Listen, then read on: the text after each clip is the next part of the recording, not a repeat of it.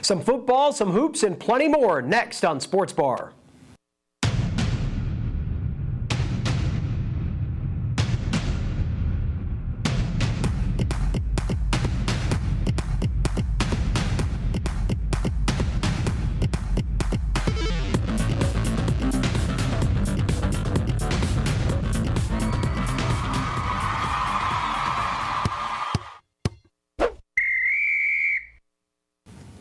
Hello and welcome into another edition of the Sports Bar. I'm David Jackson. We are one member light today. I think Ashton is so far behind in her picks, she just quit. I think that might actually be the case. Did she even mail in a pick this week? I don't know. But this week, who knows? Yeah, I don't know. I assume she did. I can't say much. I mean, we're tied in the standings. Well, so if it's not on a 3x5 postcard, she's disqualified. Yeah, so, that's the official rules. Yeah, exactly right. Well, we've got plenty to talk about today. Lots of football, both college and the NFL. We'll get into some basketball, both college and the NBA. First, let's start on the gridiron. Appalachian State, convincing win over Lafayette Raging Cajun team that is used to being in postseason play. Now Appalachians ended that as the Raging Cajuns can't get the magical 6 wins, and the Mountaineers now have 9 wins on the season. Pretty dominant performance on both sides. Yeah, it just, they seemed like themselves again. The team that we got used to, I guess, at the beginning of the year, minus Clemson. They just, they came out, they ran really well. The defense was smothering, and it's what we've come to expect when I guess, you see that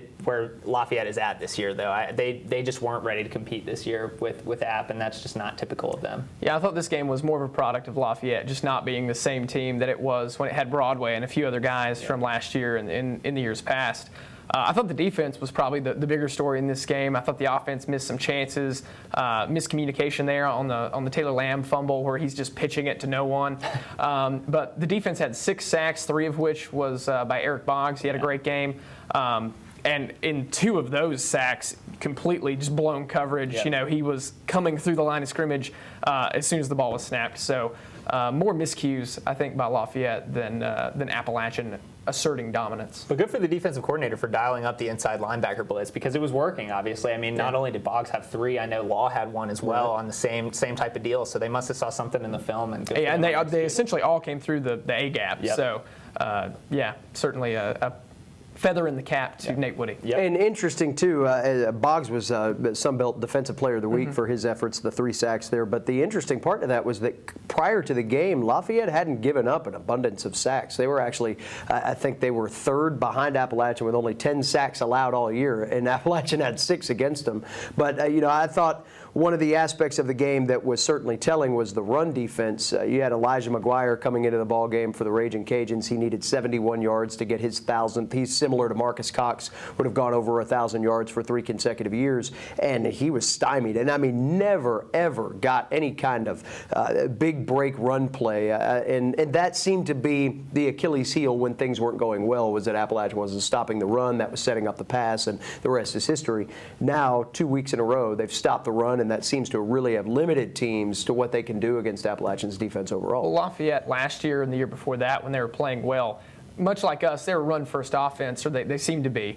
They tried to establish that early on, and then Broadway could hit some passes when he absolutely had to in 3rd and long situations. But even him had good feet, could run.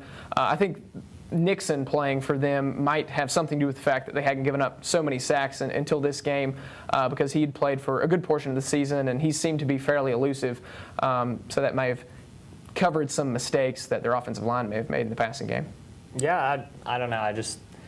Good for App pulling out this game. They just impressive all around. I mean, it wasn't an overly impressive win, I guess. Like, it's not a marquee win by any means, but playing like this, heading into a bowl game, getting into that stretch of the season is very good because you'd hate to see them play a really close game here, and then you got South Alabama next week and then the bowl game. This is the time you want to be cruising through your wins. Yeah, and they've got some momentum now. 9 wins overall on the season, going to play a South Alabama team that must win to become bowl eligible for the 2nd straight year. That's certainly a test in itself, and then you get into the bowl after exams are over with. But, you look at what the Mountaineers have in terms of milestones accomplished. You get Marcus Cox over 1,000 yards. You've got Ronald Blair continues to just beast people, looking like he's a real player for Defensive Player of the Year in the league. This is a team that's coming down the home stretch, like you mentioned, of what is a first competitive bowl-eligible season. And I think as you look down the roster, guys like Jalen Moore, guys like Eric Boggs, there are so many young guys that are beginning to contribute in a major way now. Almost makes you kind of salivate a little bit about what's to come next year. Well, if not for Jalen Moore, you might see Marcus Cox's production trail off a little. So good for Jalen Moore that way. When we do need to rest Marcus, like we did against Idaho, Moore came in, played excellent. In this game, obviously Cox played, but Jalen got a large portion of the carries and had over 100 yards rushing for 2 weeks in a row. So for a young guy, that's very impressive. I'm somewhat concerned, actually, with Marcus. I mean, I'm glad we have Jalen Moore, but towards the end of this season, he looks just generally kind of banged up a little to me. I mean, even after that rest he had, he doesn't seem to have that same, I guess, spring in his step on the sideline and breaking through the hole. So good for Jalen Moore. Well, and Cox's carries were down, too. I mean, he only had 16. They knew in the second half of that game that there was really no reason to overly load up. He wasn't going to get Derrick Henry-type carries, at 47 or something like that. But yeah, it was almost like he was on a pitch count, especially once the game got out of hand. There was no reason to waste your bullets in that game when South Alabama will supply a little bit better run defense than what we saw this past week. Looking at bowls, we'll talk more about that next week, but that will be solidified soon. You start to see some of the other college football teams around the country that could potentially play into not only Appalachian's particular bowl matchup, but some other bowl matchups down the road. Conference championship games in most other leagues this week. The Clemson Tigers, North Carolina Tar Heels, we've talked about that matchup for weeks in the ACC title game. I still don't buy into North Carolina having done enough to win this game and get into a playoff, but certainly they have done enough down the stretch to make this a compelling game. I think that a track meet, whoever has the ball last might win this one. Yeah, I think it's going to be definitely very high scoring like we've talked about. I mean, you saw North Carolina just beat down NC State, and you saw the time of possession so low, and yet the disparity between the score was just so high. And Clemson played a close game with South Carolina, but again, with rivalry games, you never know how that works. But it is a little concerning to see them give up as many points as they did to South Carolina, who's been struggling so much lately. But hopefully they can shake that off heading into the bowl game. I don't expect any sort of upset, but I think Clemson will win this one probably by 2 touchdowns. I'm just glad I don't have to make the decision as to who gets into the college football playoff, because it's really hard. I mean, a team like Iowa coming out of the Big Ten, that's a great conference, and even though they didn't play the upper echelon of that conference, that's not their fault. I mean, that's just the way their schedule fell, and you play the people that are on your schedule. So it's very interesting to see kind of how they not punish but don't reward teams like Iowa, who just didn't play those guys, but who were undefeated. Carolina maybe played some better competition down that 11-game stretch than maybe Iowa did, but you have that one loss, and it's a very bad loss, especially now with South Carolina losing to a former SoCon opponent for us in the Citadel. So I'm not really sure where they go, and I'm with you. I don't see them rising into that top 4, even if they beat Clemson. It would be great. It would be single-handedly probably the biggest win in North Carolina football history, in my opinion. But I don't see them rising any higher than 6. They just haven't played anybody. I mean, they got 2 FCS teams on their schedule. What's their best win? I mean, I don't know. Duke? That Pittsburgh game was being billed. Yeah, but even Pitt has fallen off some too now. So I mean, I just don't see enough on their resume to say, I mean, Clemson would obviously be the biggest win there, but is that enough to jump them over an Iowa, over Oklahoma, potentially over Ohio State still? Exactly maybe on the outside looking in. Are you going to take Ohio State or are you going to take North Carolina based on the resume? Definitely. Exactly. Ohio State. It hurts North Carolina that teams like Virginia Tech just aren't, up to their same standard this year. Among others, NC State could have had a. And kind of like what you said. What you said too. I mean, they can only play who's on their schedule, but you also, I think, you could survive one of the elements of losing to South Carolina or playing a weaker schedule. But I just don't think that, again, loading it up with 2 FCS teams, I don't think that you can apply both. That means they need to schedule teams like Appalachian a little bit more, and then they'd have that loss to overcome. Well, and speaking of Appalachian, I'm very excited about our matchup against Miami next year. and then absolutely. in the coming, I think, what is it, 2021 Yeah. or so that Yeah, we're the home and going home. to Miami. Yeah.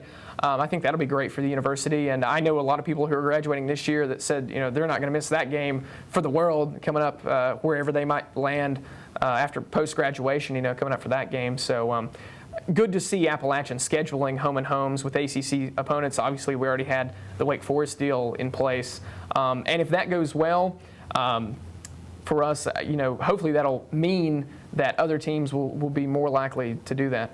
Yeah, a big name team like that. I mean, the storied history that Miami has. I mean, Exactly. they haven't been much as of late, but I mean, to have that program and as a whole come up to 5 national Yeah, championships exactly. coming to Make a Boone. trip to Boone. You You know what I have mean? to find a way, and believe me, we're already starting to sniff around this a little bit. Have to find a way to get Dwayne Johnson at this game, so you can have Yes, the Rock at the Rock. yes. The opportunities there are endless. Yes. I'm thinking I think I'm picture gonna of write him a letter, standing too. on top of the Rock Oh, outside yeah. in the ticket plaza. But I mean, it is one of those things from a scheduling standpoint, though. Once one team proves they can come into a place like this, or like Troy has had Missouri and a couple other teams in. Once you prove that you can get there, play there, and whether you're successful there, that's one of the kind of more tertiary reasons for doing it. But you've got an opportunity to lure some other teams in there, and there are already discussions about some other things that could be down the road several years from now. But exciting to see for sure. Let's switch gears over to the NFL real quick. We'll get to picks later, but Carolina Panthers get their Thanksgiving feast on and win their game. Now the Patriots have fallen, so the lone unbeaten team, the Carolina Panthers. Does that mean they are the best team in the NFL right now? Oh gosh, I don't know. Every week my respect and appreciation for what the Panthers are doing grows. And beginning of the year, I've never been a Cam Newton defender. Never really believed that he was going to be the guy. But just what he's come out and done this year, it's hard to pick against him in any game. Any game you watch them in, I mean, they've just started to get to where they're dominating teams more and more. I think they're hitting their stride at the right time. And I don't know.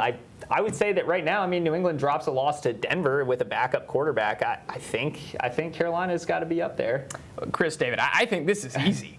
Obviously, the Carolina Panthers are the best team in the NFL right now. I mean, and I don't know how you can argue against it because they're 11-0. They have the best record in all the NFL. They're averaging a shade over 30 points a game, which I think puts them third in the league in points per game. And then look at what the defense is doing with Josh Norman, Luke Kuechly, and those guys. They look untouchable. So they don't have the offensive weapons that people would like them to have. But until you start losing and until you start playing poorly, I don't know how you say that they're not the best team in the NFL. I'm curious, and you can't really do this because the roster will it will get overhauled in some way, shape, or form going into next year.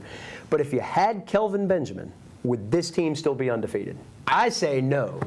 Interesting. I say no only because I think throws are forced to a primary guy. And I think one of the things that's made Cam Newton so good this year is that he hasn't had that one weapon that he can throw to. He's been forced to spread it around, and it's made Carolina much harder to defend because you don't know that you have to key in on 89 like back in the day or Kelvin Benjamin. I mean, you've got to legitimately respect the entire lot of receivers, if you want to call them that, but pass-catching options, we'll call them that. And that's made Olsen more effective because you've got to play straight up. And I think playing the Panthers straight up is a tough matchup when, again, you don't know where the ball is going 9, 10, 11, 12 targets a game. I think that losing Kelvin Benjamin might be one of those things we look back on Cam Newton's career and say was the best thing for him. Because I think last year, you talked about it, he has a tendency to sail balls. And this year, he's just not doing it. I mean, how many times Can't have you afford seen to. All his receivers are exactly. like 5'9". Well, exactly, and that's what I'm saying. And he was overthrowing even Kelvin Benjamin, who's 6'5". So it's forced him to become a much more accurate passer. And he's always had the cannon arm to do it. I mean, you knew that he had all the physical skills to do it, but now he's finally connecting on that. And when Kelvin Benjamin comes back, this is an offense that's putting up 30 points per game without their number one. When he is back in the lineup next year, Panthers, if they don't go undefeated next year, next year might be the time they do. Wow, throwing it out there, just undefeated next year. Yeah, I mean, I don't know. Book it. I don't disagree with the points you're making as far as, it may have helped him not have that number one target, and it makes it more difficult for defenses to kind of figure them out offensively. But if you told me that Kelvin Benjamin was completely healthy and could suit up for the Panthers next week, totally take throw him You in. take it, Yeah, but I think yeah. you've got a different quarterback that he's working with too, because now that Cam has had to go through and find all these other weapons. I think he's a better quarterback, to your point, and now with a weapon like that, as long as you keep some of those other pieces around, I think now, you do have a primary guy all of a sudden, but you've got a guy like Ginn still, and you've got Olsen as a pass-catching threat at tight end, and you've got some of these little parts of Funchess in year 2. Yeah. You've got some parts that have developed into nice weapons that maybe he's more reliant on now. And it's not so much, I've got to get it to Kelvin Benjamin because he's the only one that can catch it. Now it's, well, if Kelvin's covered, I trust Ginn. I trust Funchess. And I think that just makes him more dynamic. Yeah, he looks so spot on. I mean, especially with the Patriots losing now, if the Panthers go 14-2, 15, he's got to be the MVP. I mean, I love all the love that Brady gets. Good for him, and the Patriots are going to be a very good team. But Cam Newton this team was not expected to do anything. I'm sorry, they just weren't. I mean, before the season, we were talking about how much, if Kelvin Benjamin's struggling, what can we expect from this team? And then Kelvin Benjamin gets hurt, and it's like, this team might win 6 Well, they were games. the 3rd pick in the division. I mean, you could make the case for Atlanta and New Orleans ahead of them probably, and neck and neck with Tampa Bay. I mean, maybe people were picking on Winston's projected play, and we didn't know anything about how he was going to play. I think he's played okay in his rookie season, but you're still playing with Tampa Bay and with those same guys. Hey, it's legitimate that you could say the NFC South could have 2 teams in the playoffs who, at the beginning of the season, would have thought it was Carolina and Tampa Bay. No. I mean, there's a mathematical chance that Tampa Bay's got the wild card spot in their sights, but so does the entire NFC. I was looking at this Vikings-Falcons game, kind of as an indicator of, okay, should I be more concerned about when Carolina plays the Falcons, both there in Bank of America and in Atlanta? And I didn't see anything from the Falcons that I really thought, I am very worried about this game, even though with the start that Atlanta got off to, they're just playing so poorly right now. They're in free fall. They really are. Completely unmotivated. And even some of the, you start to look back, and a win's a win, but you start to look back at before this streak started, and you talk about the overtime win versus Washington, where it's like the crazy interception there at the end, like games that they really gave away and probably should have lost, that they just managed to pull it out. And you started, I mean, this was happening at the end of that winning streak, and now, I don't know, they haven't looked good in any. I mean, even the games that they won early in the season to get out, I mean, they were fourth quarter comebacks. They were down 2, sometimes 3 scores in games. I believe there was at least one of those games they came back from 17 points down. And Matt Ryan used to be the guy for that. I mean, not the only guy, but Matty Ice. And he looks terrible. Forcing the ball to one guy. You make that point, but when they were winning those games, they were that gritty team that really knew how to win and could come back from a deficit. So it kind of goes both ways, I guess, there. But I'm not really that concerned about the Panthers' rest of and the Packers season. free falling for the Panthers. Let me tell you, just to go to the side, for the Packers to struggle like they have, that is so good for the Panthers, because going in even just a few weeks ago, I'm sitting here thinking, like, if they have to go into Green Bay, the Panthers are not going to make it to the Super Bowl. But when you got home field advantage and all these teams are struggling the way they are, Green Bay at the beginning of the year, I wouldn't think the Panthers could compete with them, but you're talking about teams like the Vikings, who I think are good, but they're no better than the Panthers. I don't see anything about them that gives them that much of an advantage, except for Adrian Peterson. I take Cam Newton over Teddy Bridgewater. Yeah, exactly. So the Panthers, the NFC playoff is shaping up very nicely for them. Let's switch gears. There's a team in Charlotte that is going completely under the radar because of the success of the Panthers, and really there should be parades, there should be daily affirmations, stop work and just bow down to the fact that the Charlotte Hornets this late in the season are above 500. 3 games. I mean, that's amazing. So that means basically they could take a week off and still be at 500. They're 3 games above 500 right now, and could easily be 4 if not for, I guess, that last couple minutes against the Cavaliers. They kind of fell off. Yeah. And before the season, I didn't think I'd say this, but I think losing MKG somewhat is a blessing for them, because I think them forcing to play Kaminsky more early on has really opened up the offense for them. Because even though Kid Gilchrist was, developing that long 2, for him, he still wasn't a guy that was going to jack up any threes or really spread the floor. Yeah. But now with Kaminsky being 7-1, he is a legitimate 3-point shooter. And when Kimba wants to drive the lane, you don't have to have the big uglies, so to speak, clogging the lane, and he has someone to kick to. So. this has been a terrific season, or a terrific start to this season so far. And like you said, I think they are being overshadowed by the Panthers' success, but I kind of hope that continues until the Panthers season is over. That way, that means maybe good things for the Panthers. And they're doing it in an Eastern Conference that is way better than the Eastern Conference last year. If you look at the records to this point, the East is actually looking very strong this year, which is, teams in the West like Memphis and stuff, they started really slow and they're starting to turn it around. And by the end of the year, the West will be the West that we've come to know. But for right now, for them to be where they're at in the East, competing against teams that are 6th overall right now, a game behind Miami for the division lead. Exactly, 6th in the East, and would be 4th right now in the West. Yep. Which, like to your point, the West is. Well, the arena is kind of in West Charlotte, kind of western edge of uptown. And much like college football, what does it really matter? Right? Exactly. The West, hey, East. the Atlanta Braves used to be in the National League West. Exactly. I mean, you can make the case. Exactly. So what does that matter? It's great to see them competitive at least, and I think that was again another team that was way under the radar at the beginning of the year, especially when MKG went down. So many question marks. Oh man, and Jeremy Lin, and you bring in Lamb and all those guys. I mean, nobody knew that they would click like this. Talk about the play of Jeremy Lin and Lamb. They've played terrific. Lin, in my opinion, almost should be the starting point guard and just have Kimba play the two all the time. Because Kimba is definitely more the scoring type point guard, and they have that look occasionally on the floor when they're both playing. And then Lamb has played much better than I thought. Yeah. I mean, he was a good role player for an Oklahoma City team that was kind of had so many weapons. Yeah, I was gonna say. and maybe for the first time too, you throw Steve Clifford's contract extension into this. Maybe for the first time now since Michael Jordan's owned the team, that they look like they've got a stable foundation. And you've got some young emerging stars within the league. You've got some retreads that are mixed in there as well. But you've got the opportunity here to kind of use this as your starting point. Key now is to draft well, play well, draft well, and continue to find ways to make the team relevant in some other areas. Staying in the NBA, another huge story that came out just yesterday.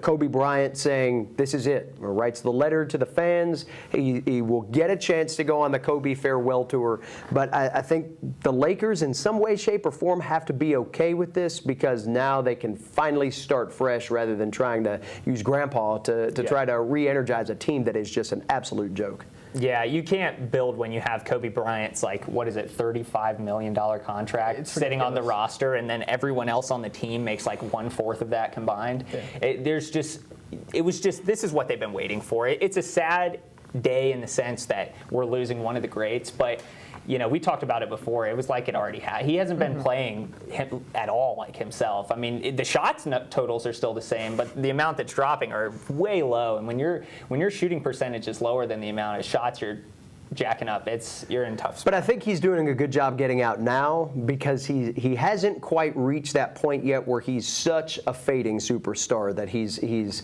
almost laughable. I mean, he's still a competitive player. He's teetering in the other direction, but at least he's got an opportunity to hopefully get hot late, ride out on a high note, and not be one of those guys that you say, 3 years ago you should have shut it down. Yeah, he's too big of a guy, I think. He was too successful and too big of a name to be a number 8, number 9 guy on the bench. That was never going to be Kobe. You knew Kobe was going to do this, where he was going to drag it out. I think he dragged it out a little too long, because the Lakers haven't been competitive for a good bit. But it's time. Well, he's always been a volume shooter. Yeah. When he was in his prime, even now when he's older and they're losing games. I mean, this is a guy that's missed more shots than John Stockton ever took in his career. Whatever does that Awesome stat say? Yeah, exactly. So, like you said, I think it's a good thing for the Lakers. They can move on. Look for a future in D'Angelo Russell and whatever they have left on that roster. And whoever Who can you name Swaggy 3 P? guys on the Lakers roster? Yeah, they need to. Part of Kobe leaving, Kobe needs to take Swaggy P with them if the Lakers are ever going to be successful. And once you rid your team of those two, you're at the bare bottom and you can start over. Yes, you have D'Angelo Russell, you have Jabari Parker, Julius Randle, but at the same time, neither of those guys have shown yet that they're going to be the guy. You can take Swaggy P off the Lakers, but you can never delete that vine.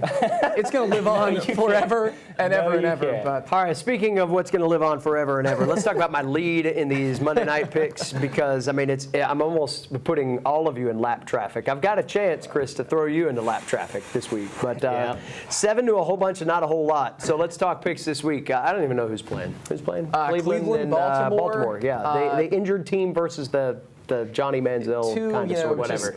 Uninteresting teams, in my opinion. It's got to be the worst losing Monday records, night 3 game and of 7 all and 2 and 8, respectively. I'm taking Cleveland in this game. I mean, Flacco went down. I think it's a toss-up, but I just have a feeling that Cleveland might pull it out, and with maybe McCown being their starter. I like McCown. I guess I like McCown more than I like Sean Baltimore. Renfrey? Is that who it's going to be? I didn't say the name because You never I didn't thought even you'd say know. that sentence on this program. Exactly, I like so- McCown more than ... Exactly. Yeah. So I'm going Cleveland.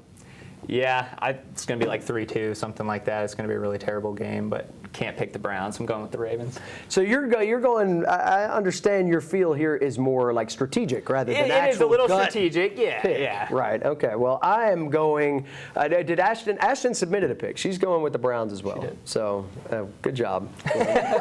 But again, she's already quit because of this. So I'm going Cleveland as well. Mainly because I don't know if Baltimore is going to have enough people to actually play guys straight up on both sides. I mean, they've got 4 impact players out for the year, and Flacco wasn't necessarily playing his best, but still, that's a huge blow to absorb. Cleveland, for no other reason than why not? Cleveland deserves to have something positive happen to them as a town. Why not win? They have this LeBron tournament? back, so they don't need the Browns. Has to be one of the few situations where the total number of combined wins between these two teams is only slightly higher than the number of hours it will take this game to be played at this stage of the season. Do they not have flex scheduling at this point? That's all I'm They saying. can't flex a team off Mondays, though, so I think you got to look at that. But anyway, that will do it for this edition of the Sports Bar. As always, you can log on to your computing device of choice. Send us an email at watchapptv.com. Let us know what you think of the program. Thanks for joining us for another edition of Sports Bar. I'm David Jackson.